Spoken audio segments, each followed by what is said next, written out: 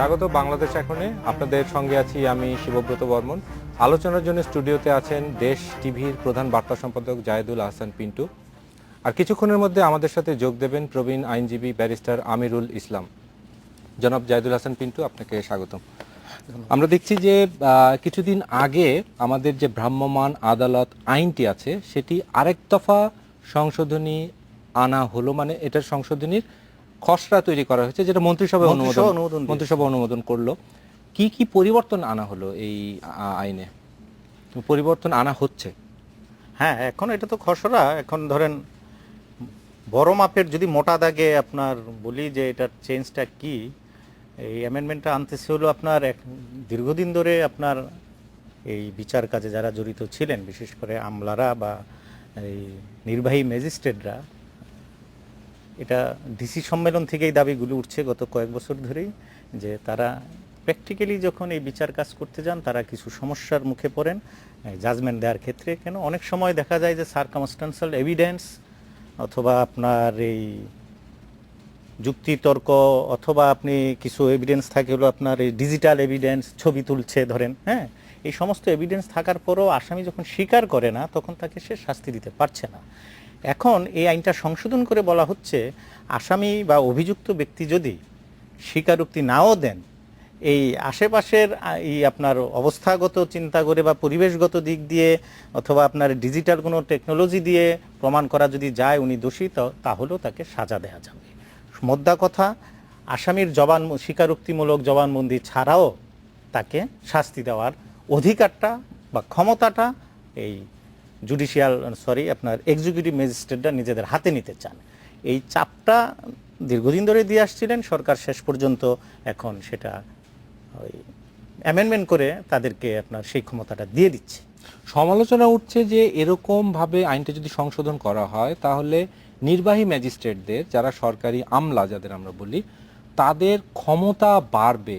এটাকে আপনি এভাবে দেখা যায় কিনা যে তাদের ক্ষমতা বাড়ছে?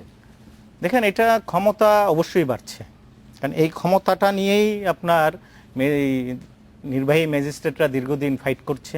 একসময় তারা এই ক্ষমতা আপনার চর্চা করেছে। এটা আজকের থেকে না, আপনার যদি দেখেন যে এই ঔপনিবেশিক আমল থেকেই আপনার এই দেশে এই আমলারা এই ক্ষমতাগুলো ব্যবহার করেছে, যেটা মূলত আপনার যদি বিচার বিভাগকে আপনি ইন্ডিপেন্ডেন্টলি চলতে দেন, বিচার বিভাগকে যদি বিচার কাজটা ঠিকমতো করতে দেন, সেখানে অন্য কারো কিন্তু ইন করার কথা না। এই এই নির্বাহী ম্যাজিস্ট্রেটরা এই বিচারকের আসনে বসার চেষ্টা এতদিন যখন করে আসছেন, যখন 2007-এ এসে এই ক্ষমতাটা তাদের কাছ থেকে নিয়ে নেওয়া হয়েছিল। আমরা কেন বলছি যে তাদের বিচারিক ক্ষমতা বাড়ানো হচ্ছে, কেন বলছি? এটা কি মানে ভ্রাম্যমাণ আদালতকে কি আমরা একটা প্রপার বিচারালয় বলতে পারি, কোর্ট বলতে পারি? দেখেন, যদি আপনি বিচারের স্পিডের সঙ্গে যান, যে কোনো বিচারে আপনার পক্ষ থাকবে, বাদী থাকবে, বিবাদী থাকবে, দুই পক্ষেরই আইনজীবী থাকবে, যুক্তিতর্ক থাকবে, তারপরে আপনি একজন সাক্ষী থাকবে, সেই সাক্ষীকে আপনি ক্রস এক্সামিনেশন করবেন, সেই সাক্ষ্য ঠিক দিল কি দিল না এই জিনিসগুলো থাকবে। এরপরে আপনি বিচারক, আপনি যাচাই বাছাই করে আপনি একটি জাজমেন্ট দিবেন। এই মোবাইল কোর্টে সেই সুযোগটি নাই। এখানে আইনজীবীর নাই, এখানে আপনার স্বাক্ষর যাচাই বাছাইয়ের সুযোগ নাই। তার মানে মূল বিচারের সঙ্গে, আমরা বিচার বলতে যেগুলো বুঝি, সেই চেতনার সঙ্গে এই মোবাইল কোর্টের বিচারের চেতনা। মোবাইল কোর্টের বিচারক যদি কোনো শাস্তি দেন কাউকে, সেটার বিরুদ্ধে আপিল তো করা যায়, সেটা জজ কোর্টে গিয়ে বিচারের রাস্তাগুলো তো খোলা আছে। সেটা খোলা আছে, কিন্তু আপনাকে তো দণ্ডিত করে দেওয়া হলো, আপনাকে তো ইনস্ট্যান্ট তাও এটা ধরেন এই মোবাইল কোর্টে আপনি একটু ব্যাকগ্রাউন্ডে আসতে হবে। আপনার এই মোবাইল কোর্ট আপনার চালু হয়েছে বাংলাদেশে 2007-এ। কখন? 2007-এ এটা এই মোবাইল কোর্ট যেটা আমরা এখন দেখি, তার আগে তো মোবাইল কোর্ট সেটা আইন করে না, এটা অর্ডিন্যান্স দিয়ে এই মোবাইল কোর্ট চালু করা হয়েছে বাংলাদেশে 2007-এ। কখন? যখন আপনার বিচার বিভাগ থেকে নির্বাহী বিভাগ আলাদা করা হলো, দুটা বিভাগ যখন আলাদা করা হলো, তখন নির্বাহী বিভাগের হাতে এই ক্ষমতা দেওয়ার কোনো যুক্তি খুঁজে পাওয়া যায় নাই। কারণ এটা নির্বাহী বিভাগের কাজ না, বিচার বিভাগের কাজ। বিচারকরা করবেন, এটা তো আপনি সবাই কম, এটা নিয়ে তো আর যুক্তিতর্কের কিছু নাই। বিচার করবেন বিচারকরা, এই নির্বাহী বিভাগের কাজটা নির্বাহী আদেশ পালন করে যাবেন। তারা যখন এই জুডিশিয়ারি যখন সেপারেশন হলো, তখন যখন এই ক্ষমতাটা হারিয়ে ফেললো তখন তারা প্রেশার দিল সরকারকে, তখন কিন্তু তত্ত্বাবধায়ক সরকার ক্ষমতায়। এই প্রেশার দিয়ে রীতিমতো এমন হুমকি দেওয়া হয়েছিল, আমার যদ্দূর মনে পড়ে 2007-এ আপনার, আমরা তখন তো মাঠে ঘাটে রিপোর্টার, হ্যাঁ তখন আমি ডেইলি স্টারে ছিলাম, হ্যাঁ এই বিয়াম সম্মেলন, বিয়াম একটা অডিটোরিয়াম আছে হ্যাঁ ইস্কাটনে, বিয়াম অডিটোরিয়ামে একটা সম্মেলন ডাকলো আপনার এই প্রশাসন ক্যাডারের লোকজন, ওখানে বসে তারা হুমকি দিল রীতিমতো প্রশাসনকে অচল করে দেওয়া হবে যদি এই ক্ষমতা কেড়ে নেওয়া হয়। তত্ত্বাবধায়ক সরকার ক্ষমতায় নির্বাচিত না, তারা দেখলো প্রশাসন যদি বেঁকে বসে তাহলে রাষ্ট্র পরিচালনা করতে সমস্যা হবে, তারা তখন এই তাদেরকে সন্তুষ্ট করার অর্ডিন্যান্স ছিল, সেই অর্ডিন্যান্সে কিন্তু আপনার তাদের বিচারিক ক্ষমতা দেওয়া হয়েছে কিন্তু লিমিটেড, মাত্র 7টা আইন তফসিলি ভুক্ত করা হয়েছিল, তারা এই আইনে বিচার করতে পারবে, তো দণ্ড দিতে পারবে কি জানেন, অর্থদণ্ড, কাউকে জেল দিতে পারবে না, শুধুমাত্র অর্থদণ্ড দিতে পারবে। নির্বাহী কর্মকর্তারা কেন বিচারিক ক্ষমতা তাদের হাতে রাখার ব্যাপারে এতটা আগ্রহী, আমরা এ বিষয়ে আলাপ করব এটি বিরতি নিয়ে। নিচ্ছি 1 মিনিটের বিরতি, সঙ্গে থাকুন।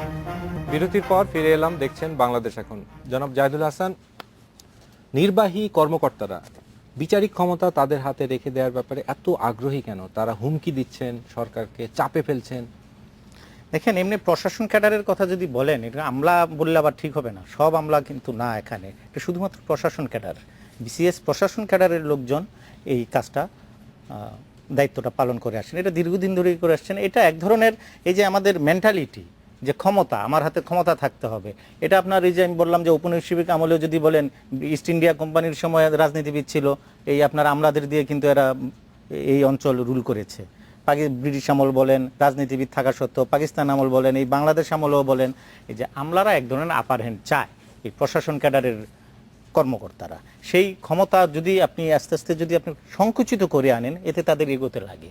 হ্যাঁ, ক্ষমতা তারা চাইবেই, কারণ কি, তারা সব সময় আপনার দেখায় যে তারা সুপিরিয়র, তাদের একটা এটা মানসিক, আমি বলবো ইগোইস্টিক ব্যাপার, যে না আমার হাত থেকে ক্ষমতা কেড়ে নেওয়া হচ্ছে, আমাকে আসলে যে যার যার দায়িত্ব তার পালন করার কথা, বিচারের কাজ বিচারকরা করবে, নির্বাহী বিভাগের কাজ নির্বাহী বিভাগ করবে, এই জায়গাটা তারা মানতে পারে না। তারা মনে করে আমার এই দায়িত্ব চাই, আমার ওই দায়িত্ব দিতে হবে।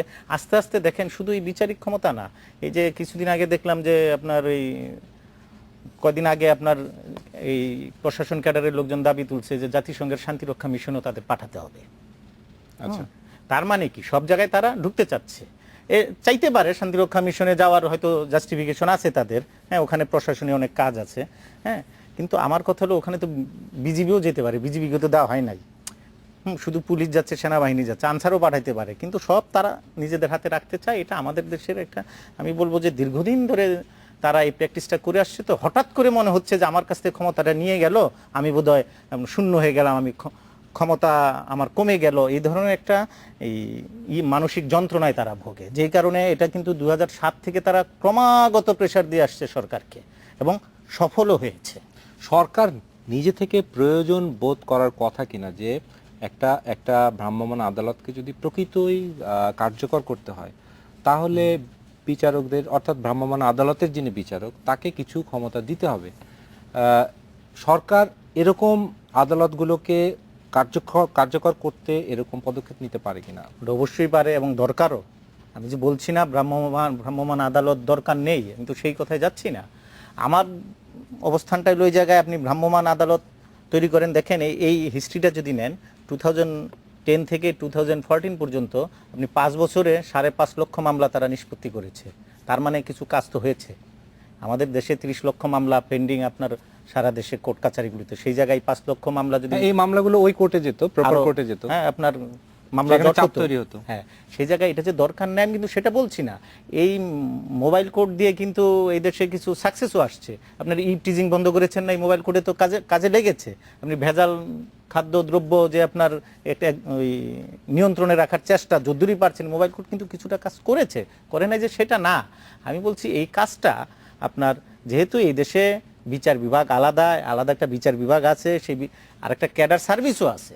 আপনার যেমন বিসিএস প্রশাসন ক্যাডার আছে, বিসিএস জুডিশিয়াল ক্যাডার আছে। আপনি এক্সিকিউটিভ ম্যাজিস্ট্রেট না দিয়ে আপনি জুডিশিয়াল ম্যাজিস্ট্রেট দিয়ে এই কাজটা করেন, জুডিশিয়াল ম্যাজিস্ট্রেট এই কাজটা করবে, সমস্যা কি? সেই জায়গায় আপনি স্ট্রেনথেন করেন। সংখ্যায় এত জুডিশিয়াল বিচারক এত আছেন আছে কিনা কিনা, এত নিয়োগ আছে করার মতো? কিনা, সম্ভব কিনা। আপনি শুরু করেন, আপনি তো ক্ষমতা দিয়ে দিয়েছেন তাদের হাতে, আপনি এটা বন্ধ করেন, আপনি তাদেরকে দিয়ে শুরু করেন। এক সময় তো এটা ছিল না, তখন কি চলে নাই? অথবা 2007-এ যখন এই অর্ডিন্যান্সটা জারি হলো, তাদেরকে তখন শুধুমাত্র জরিমানা করার ক্ষমতা দেওয়া হলো। আপনি লিমিটেড ক্ষমতা দেন, শুধু জরিমানা দেও। বিচারের যে এটা অপরাধ, এটা কগনিজেন্সে নেওয়ার ক্ষমতা আপনার নির্বাহী বিভাগের থাকার কথা না। কগনিজেন্সে নিবে একটা অপরাধকে, কগনিজেন্সে নিবে বিচারক, এটা জুডিশিয়াল ম্যাজিস্ট্রেট সেই কগনিজেন্সে নিবে। এটা আমার ইয়ার পরিপন্থী। ইভেন আপনার বিভিন্ন সময় হাইকোর্টের জাজমেন্টও আছে যে অপরাধ আমলক কে নিবে, বিচারকরা নিবে। তো আপনি বিচারক কম, তা আপনি সেখানে বাড়ান। আপনি দেখেন এটা এটা আমরা কেন পারবো না? অর্থাৎ জুডিশিয়াল বিচারকদের দিয়ে এই বিচারগুলো করাতে করা পারেন। সম্ভব, সংখ্যা সম্ভব। বাড়িয়ে। সংখ্যা আমরা একটা বিরতি নিয়ে ফিরি, আরো কথা হবে অতিথির সঙ্গে বিরতির পরেই, সঙ্গে থাকুন। বিরতির পর ফিরে এলাম, দেখছেন বাংলাদেশ এখন। জনাব জায়েদুল হাসান, নির্বাহী কর্মকর্তাদের এরকম ক্ষমতা বাড়ানো, এটা আমাদের বিচার বিভাগ পৃথককরণের যে স্পিরিট, সেটার সঙ্গে সাংঘর্ষিক কিনা? এটা অবশ্যই সাংঘর্ষিক। এই সাংঘর্ষিক বলেই আপনার এই বিচার বিভাগ পৃথকীকরণের মামলাটা হয়েছিল। আপনার বাংলাদেশের যে সংবিধান 72-এর সংবিধানেই কিন্তু স্পষ্ট বলা, নির্বাহী বিভাগ থেকে বিচার বিভাগ আলাদা থাকবে। রাষ্ট্রের তিনটি বিভাগ যার যার মতো কাজ করবে। তো সেই জায়গায় আপনার এই নির্বাহী বিভাগের লোকজনকে দিয়ে যখন বিচার বিভাগের কাজ করা হচ্ছিল, এবং বিচার বিভাগকে যে আলাদা করা হয় নাই, এই 1995-এ আপনার এই যে আপনার একজন জেলা জজ মিস্টার মাজদার হোসেন সহ আরও কয়েকজন মিলে যে মামলা করলেন, সেই মামলায় আপনার এই সুপ্রিম কোর্ট যে জাজমেন্ট দিল, আপনার আপিলেট ডিভিশন চূড়ান্ত জাজমেন্ট 1999-এ, সেই জাজমেন্ট অনুযায়ী আপনার সম্পূর্ণ আলাদা থাকবে। সেখানে আলাদা থাকতে হবে কেন? এটা আমাদের বাধ্যবাধকতাটা কোথায়? বাধ্যবাধকতা হলো আপনার নির্বাহী বিভাগ তো একটি দলের, সরকারের অধীনে থাকে। সরকার তার কথা মতো তখন বিচার কাজ পরিচালনা করতে পারে।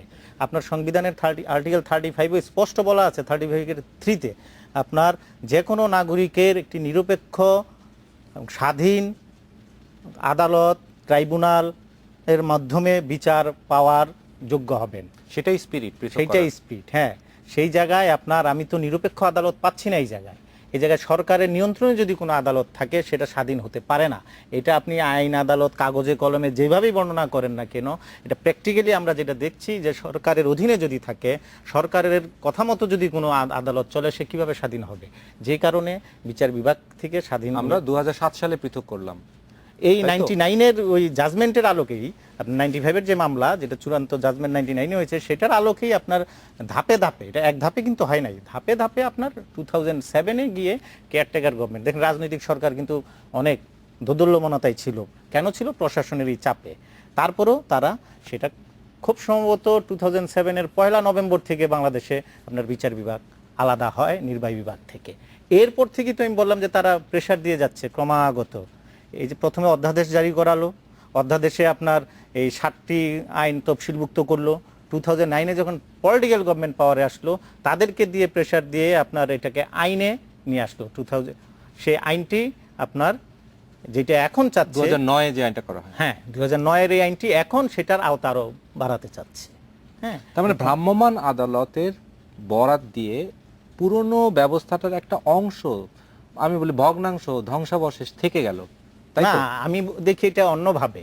আমি দেখি হলো আপনার যে পুরনো ব্যবস্থায় তারা আবার নতুন করে ঢুকার জন্য মোবাইল কোডটাকে ইউজ করেছে। মোবাইল কোডটা যখন অর্ডিন্যান্সের মাধ্যমে যখন ছোট্ট দণ্ড, শুধুমাত্র অর্থদণ্ড দেওয়ার ক্ষমতা তারা রেখেছিল, সেটা একটা ছোট্ট ফুটো ধরতে পারেন। এই ফুটোটা আস্তে আস্তে আস্তে বড় হয়েছে। এটাকে যদি ইঁদুরের গর্ত বলেন, ইঁদুরের গর্তের মতো এটা আস্তে আস্তে বড় হয়েছে। এইটাকে তারা পুঁজি করে এগুচ্ছে। 7টা আইন ছিল আমি বললাম না, এখন তো এটা আপনার 95টা না 93টা আইন তফসিলিভুক্ত, মানে আরো ভাস্ট হয়েছে। অনেক অনেক আইনে তারা এখন বিচার করতে পারে। অর্থদণ্ড দেওয়ার জায়গায় এখন তারা 2 বছরের কারাদণ্ড পর্যন্ত দিতে পারে। আমি বলছি যে এটা ওই যে এর আগে যে আপনি বলছিলেন কেন তারা এটা চায়, এটা ওই যে তাদের মানসিকতা। আপনি শুধু এইটা না, আপনি যে আরো উদাহরণ আনতে পারেন। তারা কিন্তু ইলেকশনের সময়, এই যে 2007-এ এই অর্ডিন্যান্স জারি করালো, 2008-এ যে আপনার পার্লামেন্ট ইলেকশন হলো, সেই ইলেকশনও তারা চেষ্টা করেছিল আপনার যে নির্বাচন সংক্রান্ত যত অপরাধ থাকবে, সেই অপরাধের বিচার তারা করবে। আচ্ছা, ইলেকশন কমিশনের মাধ্যমে দিয়ে এই ধরনের একটা আদেশ জারি করিয়েছিল যেটা সুপ্রিম কোর্ট আপনার হাইকোর্ট সেটা বাতিল করে দিয়েছে, না জুডিশিয়াল ম্যাজিস্ট্রেট এটা করবে, এক্সিকিউটিভ ম্যাজিস্ট্রেটদের কাজ এটা না। ঠিক তেমনই আপনার দেখেন আরও কিছু কাজ তারা সরকারের কাছ থেকে আদায় করে নিচ্ছিল। যেমন আপনার এই যে অলরেডি এই যে অ্যান্টি কারাপশন কমিশনের যে একটা যেটা 2004 আইনের সাথে সাংঘর্ষিক, বা ওই আইনটাকে আপনার ওই আমলাদের নামে বিচার করতে গেলে যে প্রধানমন্ত্রীর কার্যালয়ের অনুমোদন লাগতো, যেটা অ্যান্টি কারাপশন ব্যুরো ছিল এক সময়, ব্যুরোর অধীনে, যেটা অ্যান্টি কারাপশন কমিশনে বাতিল করে দিয়ে যে না আইনের চোখে সবাই সমান, তখন এই আইনটাকে সংশোধন করে কিন্তু সরকার এই আমলাদের তাদের প্রেসারে সরকার তাদেরকে দিতে বাধ্য হলো যে না আমলাদের নামে কোনো মামলা করতে গেলে, আই মিন সরকারি কর্মকর্তাদের নামে কোনো মামলা করতে গেলে সরকারের পূর্ব সেটা থেকে তো আবার সরে এসেছে সরকার। সরে আসে নাই, সেটা আদালত বাতিল করে দিয়েছে, বলছে এই আপনার বৈষম্যমূলক আইন থাকতে পারে না। আমরা এই বিষয়ে আরো আলাপ করব একটি বিরতি নিয়ে। আরো কথা হবে অতিথির সঙ্গে বিরতির পরে, সঙ্গেই থাকুন। বিরতির পর ফিরে এলাম, দেখছেন বাংলাদেশ এখন। এ পর্যায়ে আমাদের সাথে যোগ দিয়েছেন সিনিয়র আইনজীবী ব্যারিস্টার আমিরুল ইসলাম। ব্যারিস্টার আমিরুল ইসলাম, আপনাকে স্বাগতম। ধন্যবাদ। আমরা আলাপ করছিলাম ভ্রাম্যমাণ আদালতের বিচারকদের ক্ষমতা বাড়ানো নিয়ে। আমরা দেখছি একটি আইন সংশোধনের উদ্যোগ চলছে, মন্ত্রিসভা সেটা অনুমোদন হয়েছে, সেটার খসড়া। এখন তর্ক উঠছে যে এটা আমাদের বিচার বিভাগ পৃথককরণের যে স্পিরিট সেটার সাথে সাংঘর্ষিক। আপনি সাংঘর্ষিক মনে করেন কিনা?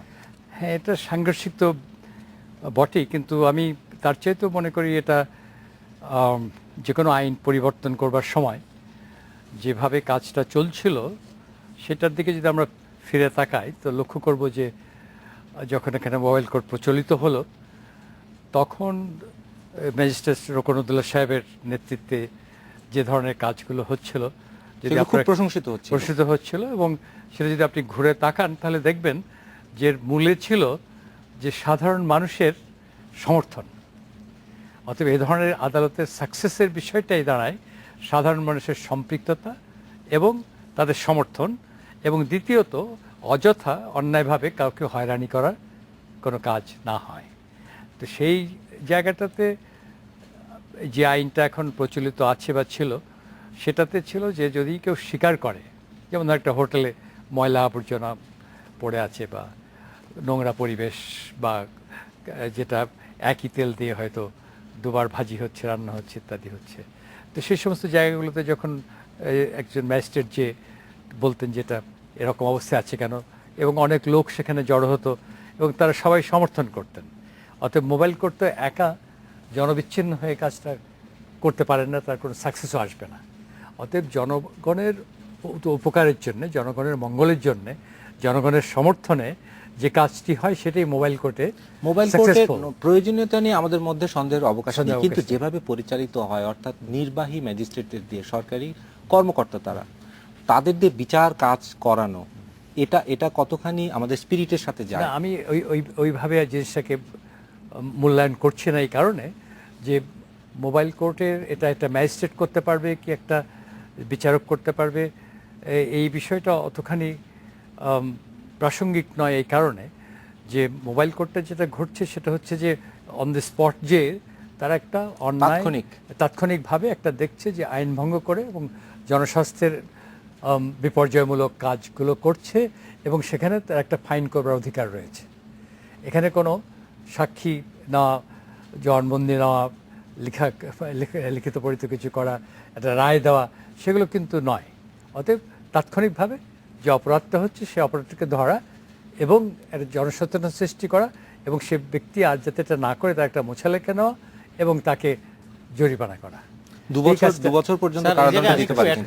এখানে কিন্তু মোবাইল কোর্ট এখন এক সময় জরিমানা করতো, যেটা আপনার প্রথম যে অর্ডিন্যান্সটা ছিল, এরপরে যখন আইন করলো সেখানে 2 বছরের সাজা দেওয়ার ক্ষমতা তারা নিয়েছে। সাজা দিতে পারে। আমার একটা আশঙ্কার জায়গা হলো এই জায়গাটায় অপব্যবহারের আশঙ্কা থাকে কিনা। প্রথমত আপনি যেটা বলছেন যে স্যার ওই যে আপনার ভেজাল খাদ্য অথবা ইভটিজিং, এগুলোতে সাকসেস আসছে।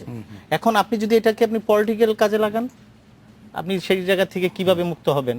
যে পলিটিক্যাল কাজে আমরা দেখেছি গত এই হরতাল অবরোধে মোবাইল কোড ইউজ করা হয়েছে, সেখানে আপনার বিরোধী দলকে আপনার বলতে পারেন বিরোধী দল গাড়ি ভাঙচুর করে ওখানে তাৎক্ষণিকভাবে তাকে 2 বছরের সাজা দিয়ে দিলেন বিরোধী দলের কোনো কর্মীকে। সেখানে তো যেহেতু নির্বাহী বিভাগের অধীনে এই কোর্টটা, জুডিশিয়াল ম্যাজিস্ট্রেটরা না নির্বাহী ম্যাজিস্ট্রেটরা করছে, সেখানে অপব্যবহারের আশঙ্কা বেড়ে যায় কিনা? আপনি তো যেখানে রাস্তাঘাটে জাংশনসে যে সমস্ত কাজগুলো হচ্ছে, তো সেখানে যখন অপরাধ সেখানে দেখছেন, তো সেখানে সেটা প্রথম কথা যে সেটাকে অ্যারেস্ট করা হ্যাঁ, এবং পুলিশের কাজ। এবং পুলিশের কাজ, ম্যাজিস্ট্রেটও তারও কিন্তু সে power পাওয়ার আছে তার, আছে এবং সেটাকে সে পুলিশকে হস্তান্তর করতে পারে এবং এটা কোর্টে যাবে যদি এটা আদালতের বিষয়বস্তু হয়। কিন্তু মোবাইল কোর্টে যেটা হচ্ছিল সেটা হচ্ছে যে সে দোষ স্বীকার করে নিচ্ছে যে ভুল করেছে এবং তার ভিত্তিতে দোষ স্বীকার যদি না করে সেক্ষেত্রে তো একটা বিচারের পর্যায়ে যায় ব্যাপারটা।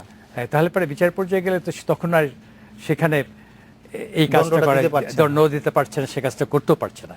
কিন্তু আমি যেটা বলতে চাচ্ছি যে সব জায়গায় সময় হয় কি আমরা খুব টেকনিক্যালি চলে যাই যে কার কোন পাওয়ার আছে, কিন্তু আমি কিন্তু জনগণের পার্সপেক্টিভে আইনটাকে দেখি সব সময় এবং জনগণের কোথায় মঙ্গল হবে এবং জনগণের কোথায় হ্যারাস্ট হওয়ার শঙ্কা আছে। অতএব দুটো জিনিসই ওই পার্সপেক্টিভ দেখতে হবে। ক্ষমতাটা কিন্তু আমাদের কারোরই না, ম্যাজিস্ট্রেটেরও না, বিচারকেরও না, সকল ক্ষমতার মালিক জনগণ এবং জনগণের পক্ষ থেকে জনগণের মঙ্গলে সেই ক্ষমতাটা কিভাবে প্রয়োগ করা হবে সেই জায়গাটাকে আমরা আইন দিয়ে বা সংবিধানের আলোকে আমরা সেগুলোকে নিরূপণ করি। কিন্তু আমাদের অসুবিধা হচ্ছে যখন আলোচনায় যায় তখন কার পাওয়ার কে নিল, যেন মনে হচ্ছে যেন ওই যে সমস্ত কলোনিয়াল পাওয়ার্সটা ছিল আফ্রিকাকে ভাগ করে নিচ্ছে, কে কতটুকু নেবে, সেরকম একটা মনোভাব নিয়ে কাজ করি। তো সেটা না করে যদি আমরা অন্য পার্সপেক্টিভের থেকে দেখি যে জনগণের মঙ্গল কিভাবে হবে। কিন্তু আমরা যদি আইনের পার্সপেক্টিভ থেকে দেখতে চাই ব্যাপারটা, আইনটা এটার বাইরে না, জনগণের মঙ্গলের জন্যই আইনটা। অতএব আইনের পার্সপেক্টিভে দেখবো না, আমরা জনগণের মঙ্গল চিন্তা করে সেটার পার্সপেক্টিভে কি আইন হওয়া দরকার, আইনের কীভাবে প্রয়োগ হওয়া দরকার সেটাকে আমরা নিরূপণ করব এবং আমাদের আইন যেটা আছে সেটা ওই পার্সপেক্টিভে করা, সংবিধানটাও সেই পার্সপেক্টিভেই করা। কিন্তু যখন আমরা মিডিয়াতে বসে হোক বা আমাদের লেখালেখিতে হোক বা আমাদের কার্য ক্রমে হয় মনে হয় যেন এই ক্ষমতা আমার, অতএব আমি ক্ষমতার ভাগাভাগিটা করতে চাই, সীমারেখাটা কোথায় হবে। কিন্তু আমি সীমারেখাটা সেভাবেই করব যেখানে জনগণের মঙ্গলটা কিভাবে নিশ্চিত হবে। আমি একটা ছোট্ট বিরতি নিয়ে ফিরি, নিচ্ছি 1 মিনিটের বিরতি, সঙ্গে থাকুন। বিরতির পর ফিরে এলাম, দেখছেন বাংলাদেশ এখন। ব্যারিস্টার আমির, প্রশ্ন উঠছে যে বিচার বিভাগকে পৃথককরণ আমরা কতটুকু করতে পেরেছি এখন পর্যন্ত, এটি কি পুরো কাজটা আমরা শেষ করতে পেরেছি? না, সে এ ব্যাপারে তো আর একটা বড় প্রেক্ষিত, সেটাতে আমরা যেটা মাজদার হোসেনের মামলার রায়ে যেটা এসেছিল সেখানে বিচার বিভাগ এই যে পৃথকীকরণ হবে সেখানে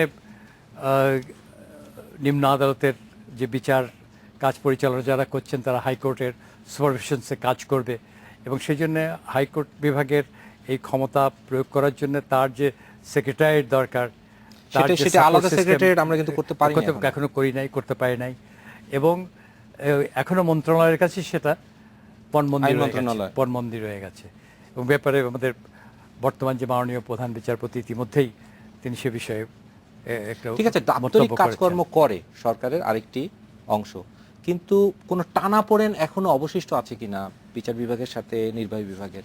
কারণ আমরা দেখি ঢাকা জেলা জজের একটি নিয়োগকে কেন্দ্র করে একটু টানাপোড়েন উঠে এসেছিল উপর দিকে, আমরা তখন কিন্তু প্রথম বুঝতে পেরেছি যে টানাপোড়েনটা এখনো আছে। না, এটা তো আপনার টানাপোড়েন এটা আরও বেশি জটিল হয়েছে। তো সেই জন্য আমি ওই পার্সপেক্টিভ থেকে বলতে চাচ্ছি যে এটা যদি আপনি দেখেন এটা বিচার বিভাগের সাথে নির্বাহী বিভাগের একটি দ্বন্দ্ব, তাহলে কিন্তু ঠিক হবে না। এটাকে বুঝতে হবে যে আমাদের জনগণের কাছে সুবিচার নিশ্চিত করবার জন্যে যে সুপ্রিম কোর্টের যে এখতিয়ার, সেই এখতিয়ারটাকে সকলকে শ্রদ্ধা করতে হবে। কারণ যখন নির্বাহী বিভাগ থেকেও আমি বহু মামলা করি, যারা সিভিল সার্ভিসে আছেন, বিভিন্ন জবে আছেন, তাদের প্রমোশনস নিয়ে, তাদের ট্রান্সফার নিয়ে, তাদের চাকরির যে সুবিধা দিয়ে আছে এগুলো নিয়ে মামলা করি, তো অতএব তাদেরকেও কিন্তু স্বর্ণাপন্ন হতে হচ্ছে আদালতের কাছে। অতএব নির্বাহী বিভাগকেও ফিল করতে হবে যে বিচার বিভাগটা তাদের কল্যাণের জন্যে, জনগণের কল্যাণের জন্যে এবং আমাদের আইনের শাসন এটাকে নিশ্চিত করার জন্য এটা কাজ করছে। তো আমাদের মনে হওয়াটা সঠিক কিনা আমি জানি না যে নির্বাহী বিভাগ এই পৃথককরণের ব্যাপারে আগ্রহী না। আমরা দেখেছি কোর্ট আদেশ দেওয়ার পরেও 7 বছর কি 8 বছর ঝুলিয়ে রাখা হয়েছিল, নির্বাহী বিভাগ আগ্রহী হয় না। হ্যাঁ, এখন এই যে হচ্ছে না, তাদের ওই এম্পায়ার বিল্ডিংয়ের বিষয়টা, কর্তৃত্ব, সব কিছুতে আমার কর্তৃত্ব থাকবে, এবং এটা যে কাউন্টার প্রোডাক্টিভ নির্বাহী বিভাগের জন্য, কারণ সেখানে তো চেকস অ্যান্ড ব্যালেন্স আর থাকছে না। অর্থাৎ নির্বাহী বিভাগে তো এখন যে সমস্ত কর্মকর্তারা আছেন, তাদের উপরের কর্মকর্তা, পলিটিক্যাল মেন্টরস তাদের দরকার হচ্ছে, তাদের কাজকর্মের জন্য তাদেরও অনেক সময় অনেক উপঢৌকন অনেক জায়গায় দিতে হয় নানাভাবে, তার প্রমোশনের জন্য, ট্রান্সফারের জন্য। অতএব তারাই কি খুব শান্তিতে আছে? অতএব সেজন্য যে অর্ডারলি যে ম্যানেজমেন্ট অফ দ্য ল, সেটাকে যদি আমরা রেসপেক্ট না করি, তখন কিন্তু এই ঝামেলাটা নিজেদের ঘাড়েও নানাভাবে চলে আসে। আমি আরেকটি বিরতি নিয়ে ফিরি। আরো কথা হবে অতিথিদের সাথে বিরতির পরে, সঙ্গে থাকুন। বিরতির পর ফিরে এলাম, দেখছেন বাংলাদেশ এখন। জাহিদুল হাসান, আমরা দেখছি যে ব্যারিস্টার আমির বললেন যেরকম যে আদালতটা দরকার আছে, ভ্রাম্যমাণ আদালতের প্রয়োজন আছে, এবং জনগণ ফিল করে না। সেটা নিয়ে তো আমি আপনাকে শুরুতেই বলছিলাম যে গত 5 বছরে এই আদালত 5.5 লক্ষ মামলা নিষ্পত্তি করেছে, ছোট হোক আর বড় হোক। তো আমার বিষয়টা ছিল এই জায়গায়, আমার যেটা বলতে চেয়েছিলাম যে এটা জুডিশিয়াল ম্যাজিস্ট্রেট দিয়ে করানো যায় কিনা। কারণ এটা ইন্ডিয়ায় 2007-এ ইন্ট্রোডিউস হয়েছে, আপনার পাকিস্তানে আপনার 2013-এ ইন্ট্রোডিউস হয়েছে। ইন্ডিয়া পাকিস্তানে যদি জুডিশিয়াল ম্যাজিস্ট্রেট পারে, আমরা কেন পারবো না? আমরা কেন যার যার কাজ তাকে দিয়ে করাতে পারবো না? কিন্তু কাজটা যে করা দরকার, এই নিয়ে কিন্তু আমার মধ্যেও কোনো বিতর্ক নেই। কাজটা করাতে হবে। জনগণের দোরগোড়ায় মোবাইল কোর্ট মানে কি? মোবাইল কোর্টটা আপনার মানুষের দোরগোড়ায় পৌঁছে যাওয়া, এটা কিন্তু এক ধরনের বিপ্লবী বলতে পারেন। যে আগে এটা সময় বাঁচছে, এতে অর্থ বাঁচছে, হ্যাঁ, সব দিক দিয়ে কিন্তু বাঁচছে। যে মানুষটা আদালতে আসতে পারে না, তার কাছে কোর্ট গিয়ে পৌঁছে যাচ্ছে। ইন্ডিয়ায় যেটা হরিয়ানায় চালু হয়েছিল, আপনার ভ্যান, মোবাইল ভ্যান, ওই ভ্যানের মধ্যে আপনার সমস্ত বিচার এজলাসটা ওটার মধ্যে নিয়ে মানুষের কাছে চলে যেত। সপ্তাহে এখনো যাচ্ছে 7,000 ভ্যান, এমন বা 8,000 ভ্যান আপনার, যেখানে আপনার সমস্ত লজিস্টিক ওটার মধ্যে দেওয়া আছে। পাকিস্তানে চালু করেছে পেশোয়ারে, সেটা আপনার দাতাদের টাকায়, সেটাও আপনার সমস্ত কিছু নিয়েই ওখানে সাক্ষী প্রমাণ দিয়ে জাজমেন্ট দিচ্ছে। এটা আমাদের এখানে হয়তো সময় লাগবে, এত টাকা পয়সার বিষয় বা এত বেশি মামলা, কিন্তু আমার কথা হলো এটা শুরু করা উচিত। যেটা আপনার শুরু করা উচিত। জুডিশিয়াল ম্যাজিস্ট্রেট, আপনি বলবেন কি যে আমরা পারছি না কেন জুডিশিয়াল ম্যাজিস্ট্রেটদের দিয়ে এরকম আদালত পরিচালনা করা? এই যে পরিচিত বলেন যে ইন্ডিয়াতে হচ্ছে বা বেসরকারি কথা বলেন, এগুলো লোক আদালত। লোক আদালতের ভিন্ন কনসেপ্ট। এটা আপনার জুডিশিয়াল স্ট্রাকচারের ভিতরের বিষয়। লোক আদালত হচ্ছে সেখানে মোর লাইক মিডিয়েশনস আচ্ছা আচ্ছা করে তারা আমাদের গ্রাম আদালতের যেরকম একটা কনসেপ্ট করে মীমাংসা করে দিচ্ছে, মোর মিডিয়েশন। আচ্ছা, সেজন্য আমরা একটা কথা, সালিশ এক ধরনের, হ্যাঁ, ধরেন বিশেষ করে সাকসেসফুল ইন্ডিয়াতে হয়েছে লোক আদালত। ইন্স্যুরেন্স কোম্পানির সাথে যে ডিসপিউটসগুলো রয়েছে, আমাদের এখানে সমস্যাটা কোথায়? এগুলো করা যেতে পারে, মিডিয়েশনসে সে করা যেতে পারে। কিন্তু আমরা অনেক কিছু জিনিসই জাস্ট একটা স্লোগানের ভিত্তিতে না যাওয়া, জিনিসগুলোকে দরকার। যেমন এটা করছে আমাদের যে মোবাইল কোর্ট যেটা করছে, এটার উপরে একটা রিপোর্ট তৈরি করা প্রথমে, যে কোথায় কোথায় আমাদের সাকসেস হয়েছে, কোথায় কোথায় দুর্বলতা হয়েছে, এটা টোটাল রিপোর্ট। সেই রিপোর্টটা যাবে আইন মন্ত্রণালয়ে, যাবে ল এনফোর্সিং এজেন্সির কাছে, যাবে পার্লামেন্টে যাবে, এবং সেই রিপোর্টের ভিত্তিতে একটা অ্যানালিসিস হবে, একটা একাডেমিক জগতে যাবে, প্রেস মিডিয়াতে যাবে, এর উপরে আলোচনা হবে। তারপরে সেগুলোকে এক্সপার্টসরা বলবে যেটা কোথায় কোথায় সমস্যা হচ্ছে, কোথায় কোথায় হচ্ছে না, কী বেনিফিট হচ্ছে, কী বেনিফিট হচ্ছে না। যেমন এটা স্ট্যাটিস্টিক্স দিলেন 4 লক্ষাধিক, 5.5 লাখ। আরেকটা স্ট্যাটিস্টিক্স যে আপনার পক্ষে স্যার, এই যে এটা সাধারণ মানুষ, এটা নিয়ে একটা স্ট্যাটিস্টিক্স হয়েছিল, এটা মোবাইল কোড চালু রাখার পক্ষে কি পক্ষে 64% মানুষ বলছে এটা রাখা দরকার। কারণ মানুষ প্রয়োজন আছে, এটা বোঝা যায়, মানুষের প্রয়োজন আছে। দ্বিতীয় হচ্ছে এটা হচ্ছে জনগণের সমর্থনে, এবং it's a participatory justice delivery system. যে যখন এটা বাজারে যাচ্ছে, তখন বাজার কমিটির কিন্তু সেক্রেটারি, প্রেসিডেন্ট তাদেরকে কিন্তু খবর দিচ্ছেন, তাদেরকেও নিয়ে যাচ্ছেন, এবং দোকানে যখন ঘটনাগুলো ঘটছে তখন কিন্তু সবাই উপস্থিত হচ্ছে, পাবলিক সাপোর্ট হচ্ছে, এবং জনসমক্ষে জনগণের সমর্থনে বিচারটা হচ্ছে। আমাকে শেষ করতে হবে। ব্যারিস্টার আমিরুল ইসলাম, জাহিদুল হাসান, আপনাদের দুজনকে ধন্যবাদ। এই ছিল বাংলাদেশ এখনই। দেখা হবে আগামীকাল একই সময়ে। শুভরাত্রি।